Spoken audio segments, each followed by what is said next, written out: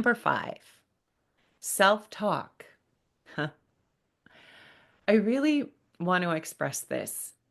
That conversation you're having with yourself, perhaps that voice in your head that says, I'm too fat. That voice in your head that says, I can't make it. My loved one died. Perhaps that voice is saying, you're not smart enough. Perhaps it's saying, you're not strong enough. The conversation that you're having with your inner child and that voice that you hear is your conversation with the universe. You would never, ever talk to a small child and say, you're not strong enough to grieve. You're not smart enough to grieve. You would never say that.